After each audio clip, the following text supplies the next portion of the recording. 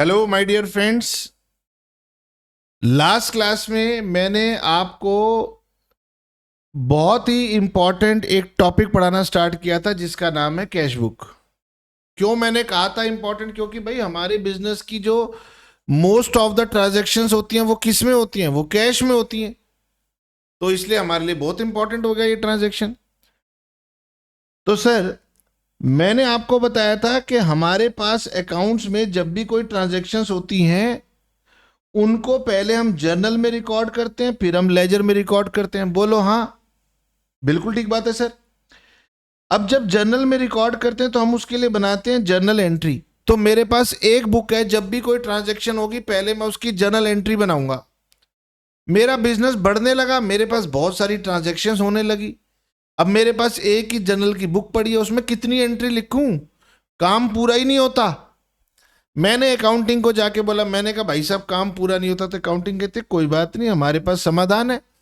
आप एक जर्नल मत बनाओ, आप कई सारे जर्नल बना लो। मैंने कहा उसमें कंफ्यूजन हो जाएगी। उन्होंने कहा कोई कंफ्यूजन नहीं होगी। उन्होंने कहा कि आप जर्नल जो बनाएंगे, अलग अलग जर्नल जो बनाएंगे, उनमें आप केवल स्पेसिफिक ट्रांजैक्शंस को रिकॉर्ड करना। तो उन्होंने कहा कि आप एक बना लो कैश बुक। कैश बुक में आप रिकॉर्ड करना कैश और बैंक की ट्रांजैक्शंस। तो मैंने कहा ये कैश बुक क्या काम करेगी? उन्होंने कहा गगन, ये कैश बुक आपकी जर्नल का भी काम करेगी और लेजर का भी काम करेगी, दोनों का पर्पस सर्व कर देगी। मैंने कहा इससे मुझे क्या फायदा होगा? बोले गगन, एक तो तुम्हारा टाइम बचा। पहले तुम दो जगह लिख रहे थे, जर्नल और लेजर। अब ये एक्सेप्शन हो गई कि ये जर्नल और लेजर दोनों का काम कर रहा है, आपका काम आधा हो गया। दूसरा, आपके पास बहुत सारी ट्रांजैक्शन है, तो आप कैश बुक में कैश की ट्रांजैक्शन लिख लीजिए और जो आपकी बाकी बुक्स हैं उनमें आप अदर ट्रांजैक्शंस लिख लीजिए। तो आपके पास अलग अलग बुक्स हो गई, अलग अलग लोग काम कर सकते हैं। ठीक है ना? मान लीजिए मेरे पास एक ही पेन है तो एक ही पर्सन लिख पाएगा, लेकिन मेरे पास दो पेन है तो दो पर्सन लिख पाएंगे। तो उन्होंने कहा कि आप अगर ये काम करना चाहते हैं, दो अलग अलग बुक रखिए, सिस्टमेटिक भी होगा और आप ज्यादा लोग भी एम्प्लॉय कर पाएंगे। तो मैंने आपको सिखाना शुरू किया था कैश बुक, जिसमें हम कैश और बैंक की ट्रांजैक्शंस को रिकॉर्ड करते हैं। लेकिन ये कैश बुक भी मेरे पास तीन तरीके की होती है।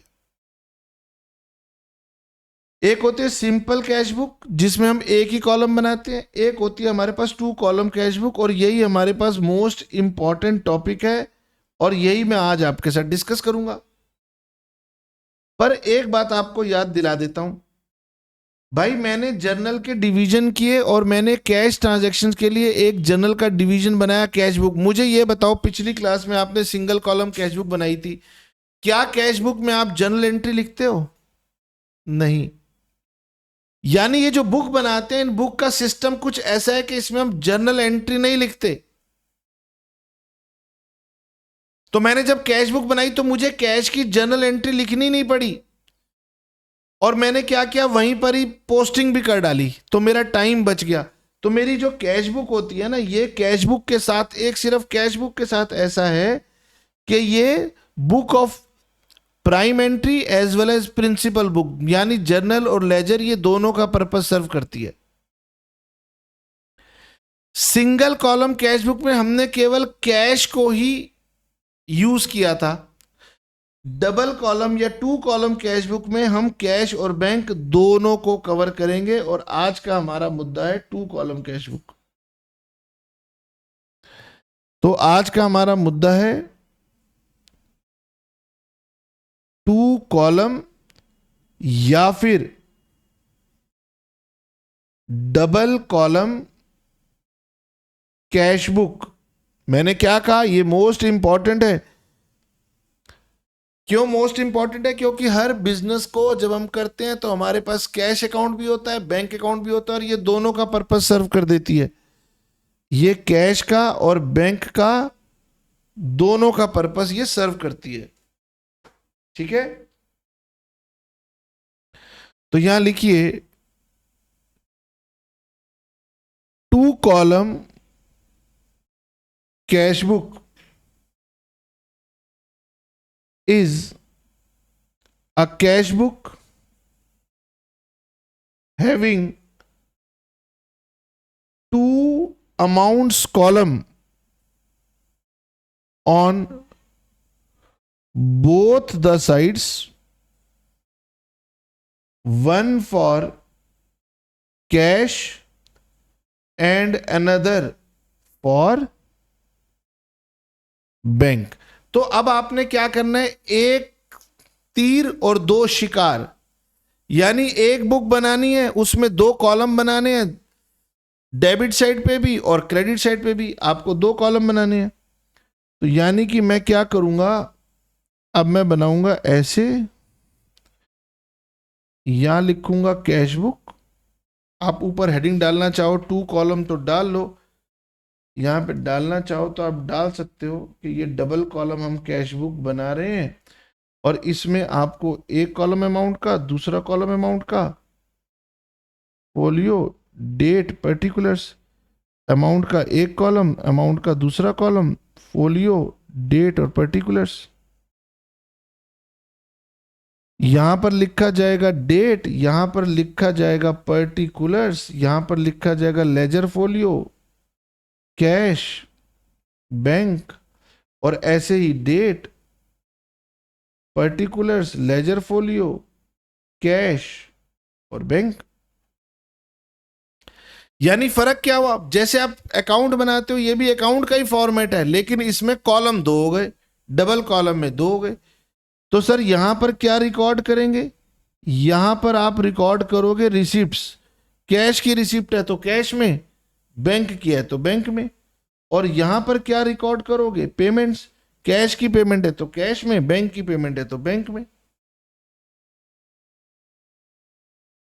तो डबल कॉलम कैश बुक बनाना कोई दिक्कत की बात नहीं है, बहुत सिंपल है। ठीक है, नाउ अब यहां पर बनाओ नोट्स, और नोट्स में लिखना शुरू करो मेरे साथ साथ कि आप कैसे करोगे। नंबर 1, receipts are shown या written on debit side and payments are written on the credit side। तो अब आप रिसीट्स को डेबिट में दिखाओगे और पेमेंट्स को क्रेडिट में दिखाओगे। Cash transactions are written in cash column, whereas bank transactions are written in the bank column। तो आपने कैश ट्रांजैक्शंस को कैश में लिख दिया, बैंक ट्रांजैक्शंस को आपने बैंक में लिख दिया। नाउ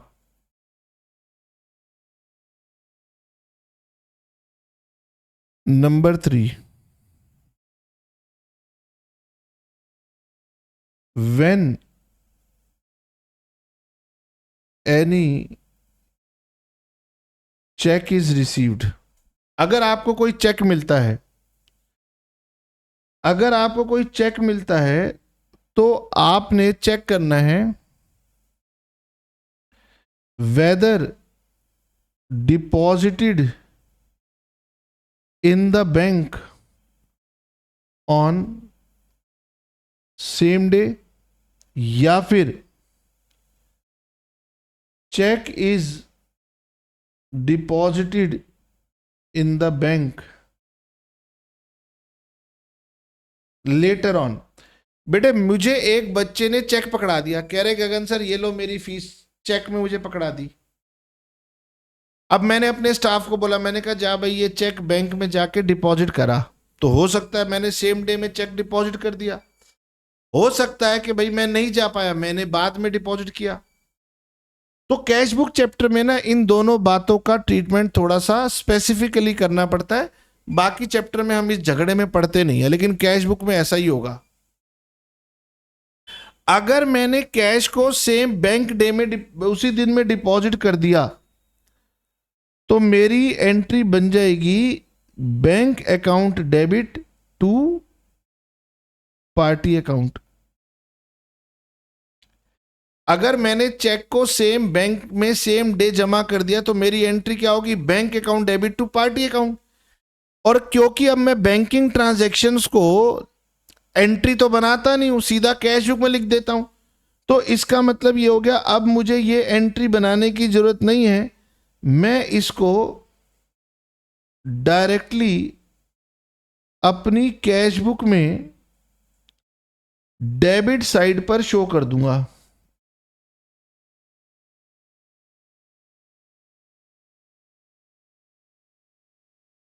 मेरी बात को समझिए, अगर आपको किसी पार्टी ने चेक दिया तो सोचो एंट्री क्या होगी। सर मेरी नॉर्मल एंट्री होनी चाहिए थी bank account debit to party. अब क्योंकि बैंक की ट्रांजैक्शंस की मैं एंट्री तो बना नहीं रहा, मैं कैश बुक में जाऊंगा, सीधा कैश बुक में लिख दूंगा। लेकिन अगर मेरे को चेक मिला, अगर मेरे को चेक मिला और मैंने उसको सेम डे बैंक में डिपॉजिट नहीं किया, चेक मिला लेकिन मैंने उसको सेम डे डिपॉजिट नहीं किया, तो मेरे पास एंट्री बनेगी cheque in hand account debit, cheque in hand account debit to party account. अब फर्क आ गया,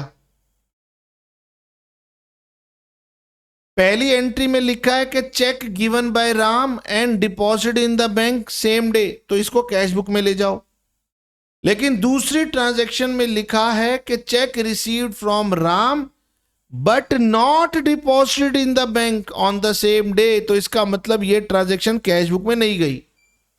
अब बच्चा कह रहा है कि सर दोनों बातें तो एक ही जैसी थी, वो चेक वहां भी मिला, चेक वहां भी मिला, लेकिन कैश बुक के चैप्टर में यही बात समझने वाली है कि अगर आपको चेक मिलता है और आपने सेम डे पर बैंक में डिपॉजिट नहीं किया, तो यहां उसकी entry cheque in hand account debit to party बन जाती है।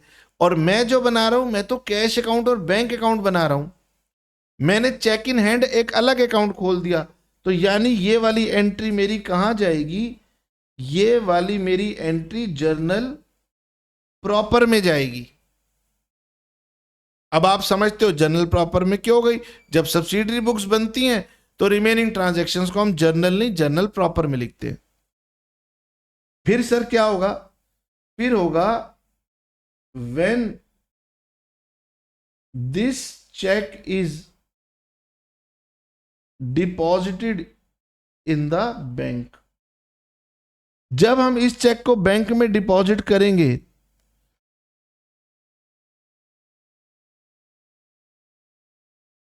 तो जब इस चेक को बैंक में डिपॉजिट करेंगे then show it on the debit side as to check in hand। अब मैं ये करके दिखाऊंगा, कोई दिक्कत की बात नहीं है, पहले लिख लो, जरूरी नहीं है कि कोई बात अगर आपको अभी इमेजिन नहीं हो पा रही तो लिखना नहीं है, लिखो, तभी आप फर्क समझोगे, और यही फर्क समझ लिया तो चैप्टर खत्म हो जाएगा। भाई 2 कॉलम कैश बुक में क्या है, मैंने आपको 2-3 चीजें सिखानी है, बात खत्म हो जाएगी। उसमें से एक चीज यही सिखानी है कि जब चेक आपको मिले, अगर सेम डे पर डिपॉजिट हो जाए तो सीधा कैश बुक में चला जाएगा, लेकिन अगर वो सेम डे पर डिपॉजिट नहीं होता तो जब वो चेक मिलेगा वो कैश बुक में नहीं जाएगा, जब वो डिपॉजिट होगा तब वो जाएगा, और जब वो डिपॉजिट होगा तो पार्टी के नाम से नहीं जाएगा, वो चेक इन हैंड के नाम से जाएगा। बोलिए सर हम तो ये बात भूल जाएंगे, मैंने कहा कैसे भूल जाओगे, लो हम आपकी बुक में चलते हैं और आपकी बुक में आपको यहां पर रीड करवाते हैं। ये लो,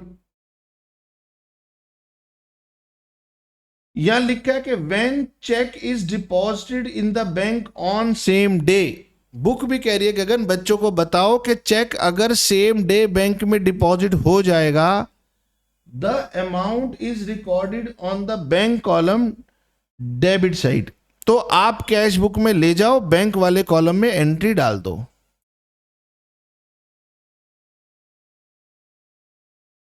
फिर उन्होंने लिखा गगन अब यहां पर बच्चों को बताओ कि भाई यहां पर कुछ बात है,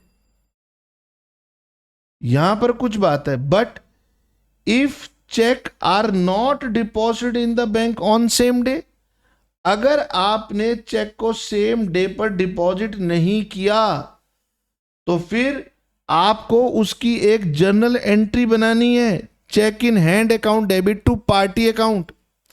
यानी कि this is not to be shown in the cash book, ये कैश बुक में नहीं जाएगा।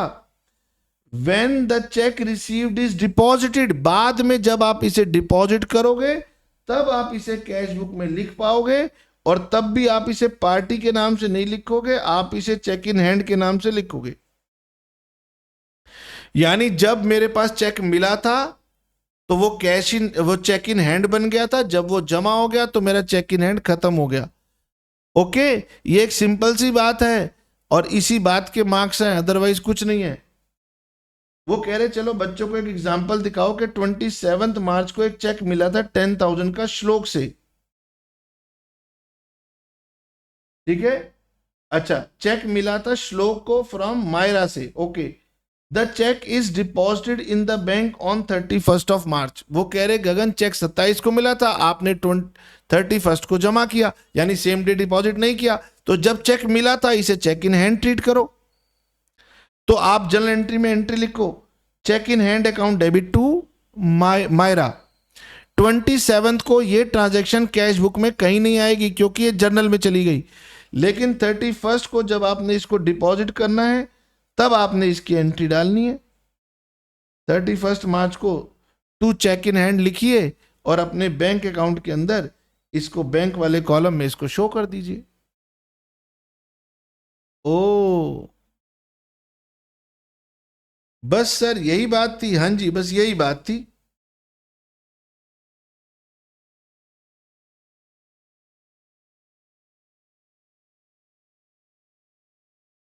चलो जी, अब एक और बात करेंगे, point number 4।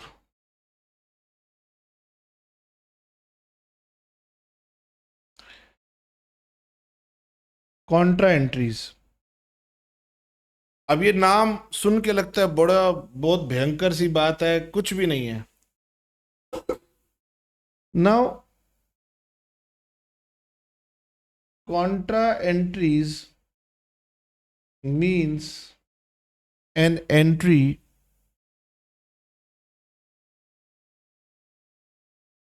which is entered on both the sides of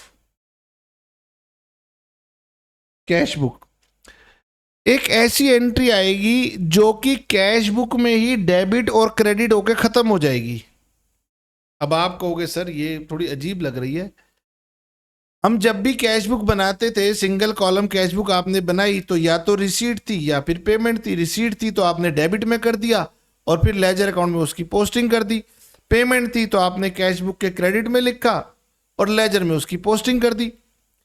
यानी कैश बुक में जो भी एंट्री आती थी वो एक साइड पे आती थी, उसको आप लेजर अकाउंट में पोस्ट करते थे।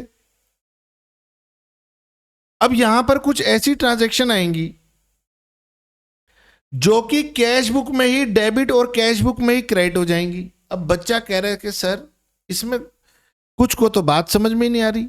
बेटे जब भी हम अकाउंट बनाते हैं एक अकाउंट डेबिट होता है, दूसरा अकाउंट क्रेडिट होता है। कभी भी आपने सुना है एक ही अकाउंट के अंदर डेबिट और क्रेडिट दोनों हो जाएं? लेकिन भाई ये तो क्या है, ये 2 कॉलम कैश बुक है, ये 2 लोगों का काम कर रही है, कैश का भी और बैंक का भी। यानी कैश के लिए रिसीट है और बैंक के लिए पेमेंट है तो दोनों साइड पे चली जाएगी, या कैश के लिए पेमेंट है और बैंक के लिए रिसीट है तो भी दोनों साइड चली जाएगी। यानी हमारे पास कॉन्ट्रा एंट्री के नाम पर दो ट्रांजैक्शंस आएंगी जो कि कैश बुक में डेबिट और क्रेडिट दोनों साइड पे हो जाएंगी। Means they were not posted to ledger account, यानी कि इन्हें हम लेजर अकाउंट में पोस्ट नहीं करेंगे। These are denoted by letter C in ledger folio. हम क्या करेंगे कॉन्ट्रा एंट्रीज के केस में, क्योंकि इसकी पोस्टिंग होगी नहीं, ये डेबिट भी कैश बुक में हो गई, क्रेडिट भी कैश बुक में हो गई, बात ही खत्म होगी, इसकी लेजर पोस्टिंग होती नहीं है, इसलिए हम इसको सी लिख के मार्क करेंगे। इसका एग्जाम्पल है कैश डिपॉजिटेड इनटू बैंक, और दूसरा कैश विड्रॉन फ्रॉम बैंक। देखो कैश डिपॉजिटेड इनटू बैंक, तो बैंक के लिए रिसीट है और कैश के लिए पेमेंट है। कैश विड्रॉन फ्रॉम बैंक, तो कैश के लिए रिसीट है और बैंक के लिए पेमेंट है। तो कैश बुक में डेबिट में रिसीट है, क्रेडिट में पेमेंट है, तो ये दो ट्रांजैक्शन ऐसी आएंगी जो दोनों साइड के ऊपर पोस्ट हो जाएंगी, और फिर हम इन्हें लेजर अकाउंट में कहीं भी पोस्ट नहीं करेंगे। ठीक है, next, for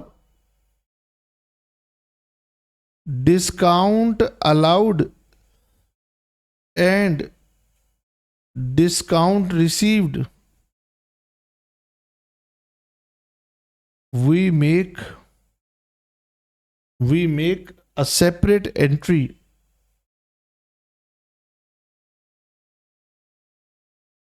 in the journal।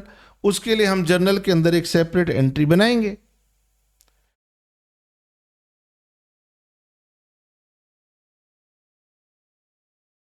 एक हमारे पास आएगा पोस्ट डेटेड चेक, उसकी रिसिप्ट भी आएगी और उसकी इशू भी आएगी। ठीक है, तो पोस्ट डेटेड चेक के बारे में थोड़ी देर में बात करेंगे। नाउ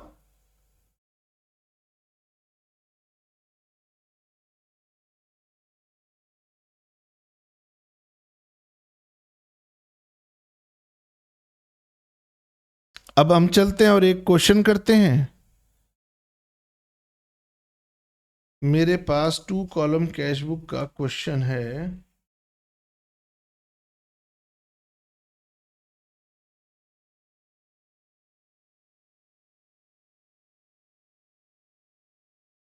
तो बेटे ये हमारे पास सिंपल सा क्वेश्चन है, क्योंकि 2 कॉलम कैश बुक हम आराम से समझेंगे, इसीलिए हम पहले ये वाला छोटा सा सिंपल सा क्वेश्चन करेंगे। 2 column cash book, record the following transactions in 2 column cash book and balance the book. Okay, तो हम पहले क्या करते हैं, हम इसमें अभी हमें नोटिंग करनी है, तो हम एक फ्रेश पेज पे जाके इस क्वेश्चन को करते हैं। Question number 5, cash book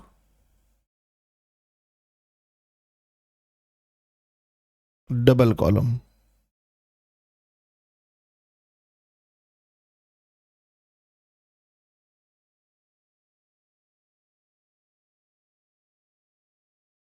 date, particulars, folio.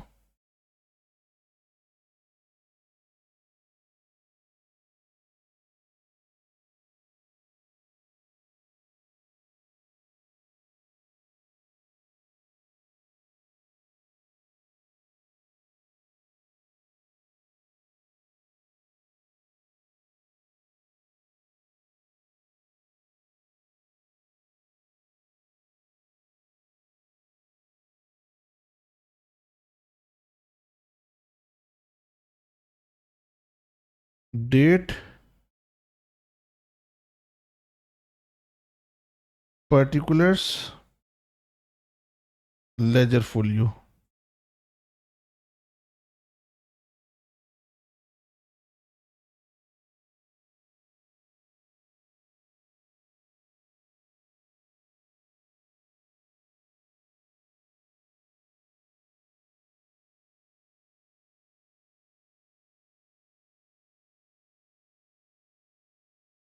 ये तो सर गड़बड़ बन गया, दो दो अमाउंट कॉलम बनाने थे, आपने एक ही बना दिया। ओ माय गॉड, गलत हो गया।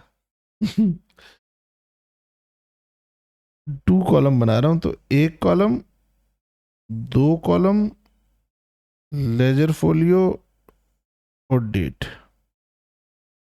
डेट पर्टिकुलर्स एक कॉलम, दो कॉलम, और ये लेजर फोलियो। अब थोड़ा सा ना इसको मुझे 2 मिनट का समय दीजिए, मैं जरा इसकी सेटिंग कर दूं। चलिए जी, ये मैंने फॉर्मेट बना दिया, डेट पर्टिकुलर्स लेजर फोलियो, फिर दो अमाउंट कॉलम, एक कैश का एक बैंक का, और फिर डेट पर्टिकुलर्स लेजर फोलियो, एक कॉलम कैश का और एक कॉलम बैंक का। बनाने का रूल बहुत ही सिंपल है, जब भी कोई रिसिप्ट होगी यहां होगी, और जब भी कोई पेमेंट होगी तो वो क्रेडिट होगी। आइए, सबसे पहले लिखा है 1 मार्च को कैश इन हैंड 12,750 और कैश एंड बैंक 72,400। तो यहां पर लिख देंगे मार्च, मार्च 1 को to balance brought down, cash का बैलेंस था 12,750 और बैंक का बैलेंस था 72,400। Sir cash in hand cash at bank दिखा दिया। Received from Asha cash 1200 and cheque 3200, allowed discount 400। अब बेटे देखो इसके अंदर क्या हो रहा है, मुझे मिल रहा है आशा से कैश और चेक, कैश भी रिसीट में है और बैंक की भी रिसीट हो रही है। क्या ये कॉन्ट्रा एंट्री है? Answer is no. हर वो एंट्री जिसमें कैश और बैंक हो वो कॉन्ट्रा नहीं है। कॉन्ट्रा तब होती है जब कैश और बैंक एक दूसरे के ऑपोजिट हों। यहां तो दोनों सेम है, कैश भी रिसीट हो रहा है, बैंक भी रिसीट हो रहा है, यानी कैश भी डेबिट बैंक भी डेबिट। यहां क्या लिखूंगा, यहां लिखूंगा 4 मार्च को टू आशा, कैश में था 1200, चेक में था 3200। कैश में था 1200, चेक में था 3200। तो कैश डाल दिया, चेक डाल दिया, लेकिन डिस्काउंट का तो मेरे पास कोई कॉलम नहीं है। तो मुझे क्या करना पड़ेगा, मुझे नीचे अब जर्नल प्रॉपर में ये एंट्री लिखनी पड़ेगी।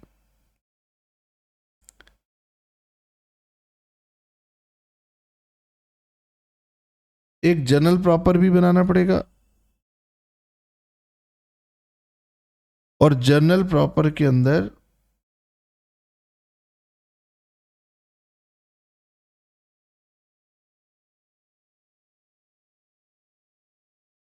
Date particulars ledger folio debit credit, यहां लिखूंगा discount allowed account debit to Asha 400 being discount allowed, और डेट थी मेरे पास शायद 4 April. Okay, March, sorry March, 4 March.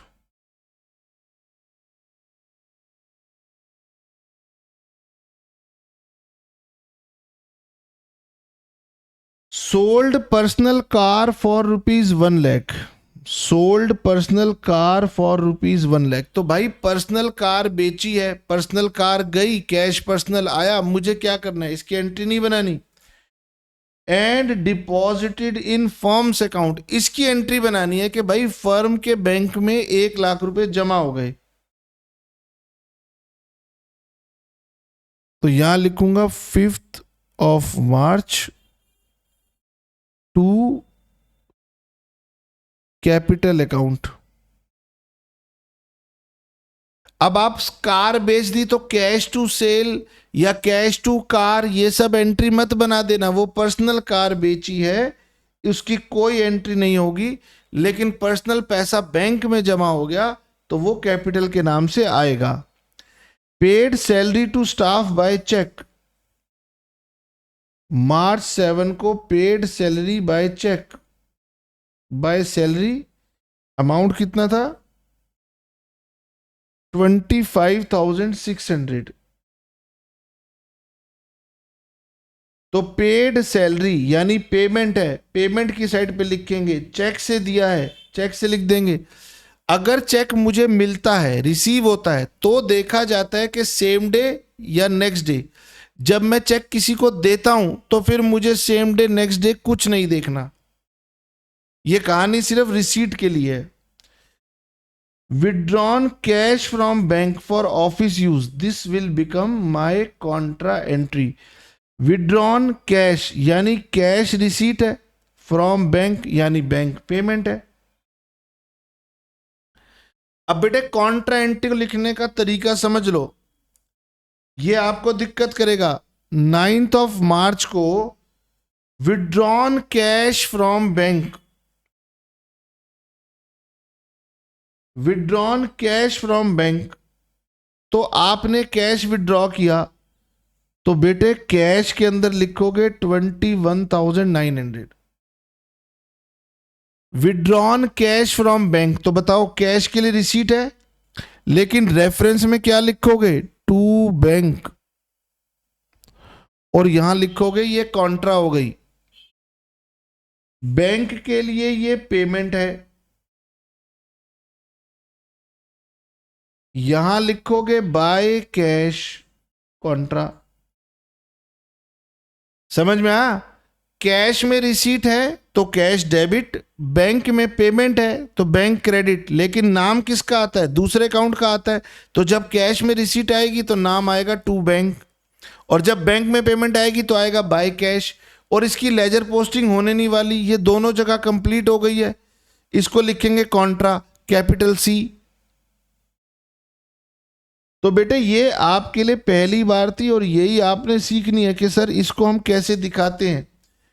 Interest paid by bank, interest paid by bank on bank balance, यानी bank ने आपको इंटरेस्ट दिया है, तो ये हो गया आपका रिसीट। यहां लिखो टू बैंक इंटरेस्ट, और बैंक ने इंटरेस्ट आपको अपने बैंक के बैलेंस पे दिया है।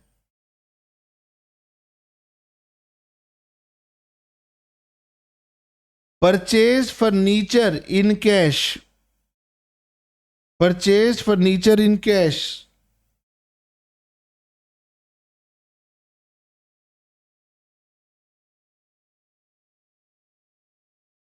तो बाय फर्नीचर अमाउंट आएगा 16,500।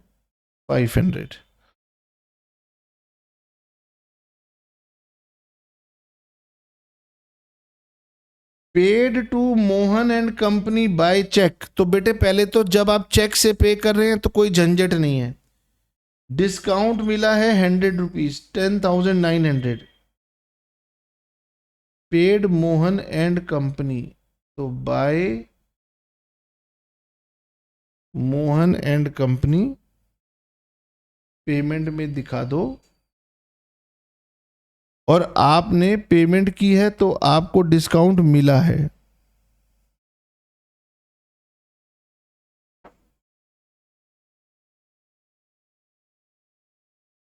Mohan and company account debit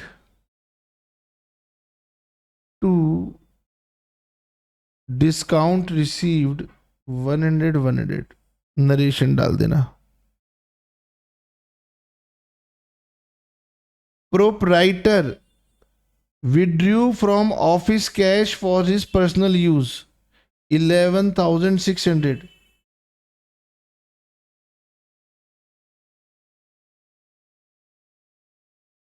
bye drawings cash निकाला है 11,600, कैश में लिख दो। Sold goods to Manoj for cash, sold goods to Manoj for cash 14,800। Deposited cash into bank, again ये मेरी कॉन्ट्रा एंट्री होगी। कैश डिपॉजिट किया बैंक में, अब की बार बैंक के लिए रिसीप्ट है और कैश के लिए पेमेंट है। बैंक के लिए रिसीप्ट है तो यहां लिखो टू कैश कॉन्ट्रा। बैंक के लिए रिसीट है तो कैश के लिए पेमेंट हो गई 21,200 बाय बैंक कॉन्ट्रा। ठीक है, अब हमें इसको बैलेंस करना है तो अब हम यहां पर इसको टोटल करेंगे।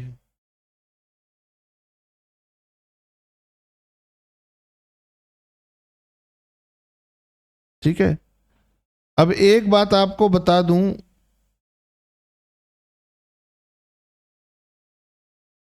इन case of cash receipt is always more then payments. तो यानी कि कैश में तो ये कंफर्म्ड है कि यहां पर आएगा by balance carry down.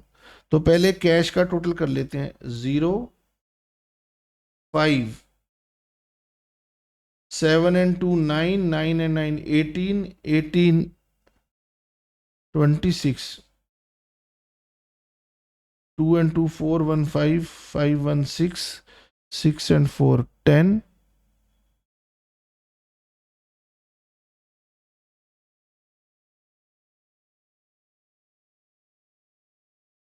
1 2 2 2 4 and 1 5, 50,650, 0 5।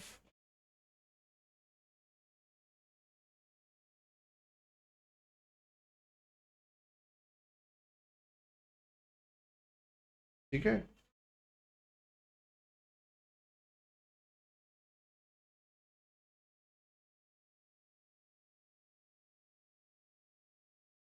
हमने कोई ट्रांजैक्शन छोड़ दिया क्या?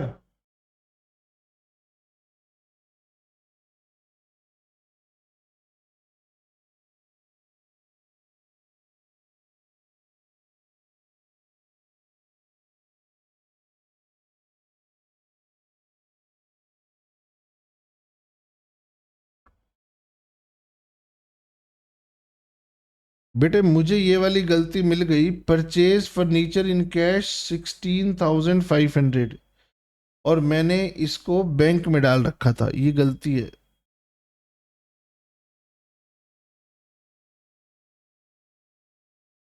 16,500, तो ये अब कितना हो जाएगा? ये हो जाएगा 350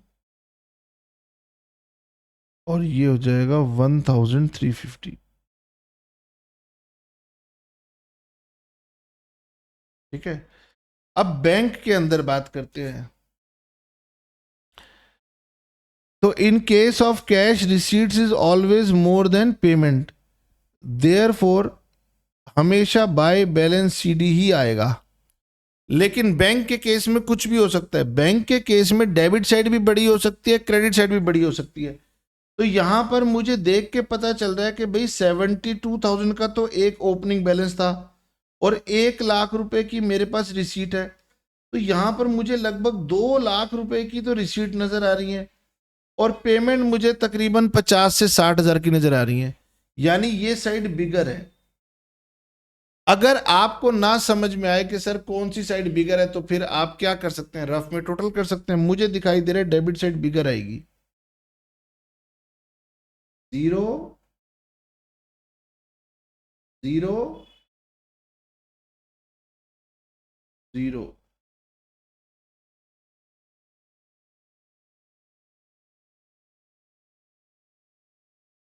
8,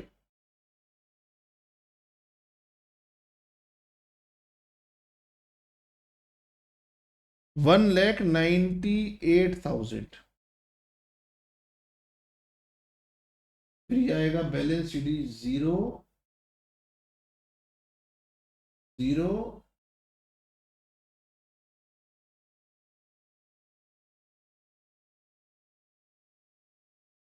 3,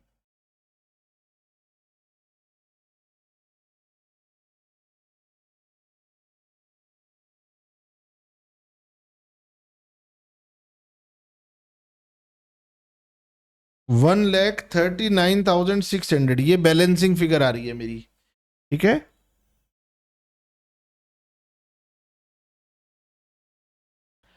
तो आज हमने 2 कॉलम कैश बुक सीखी और देखते हैं कि 2 कॉलम कैश बुक के लिए मैंने आपको कोई होमवर्क दिया है करने के लिए या नहीं।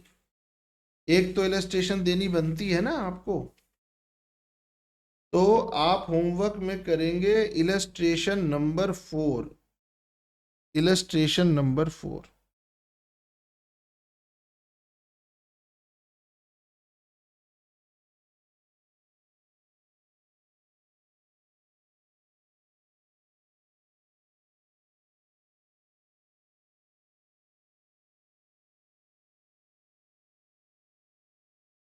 ये वाली इलस्ट्रेशन आपके लिए आज होमवर्क है।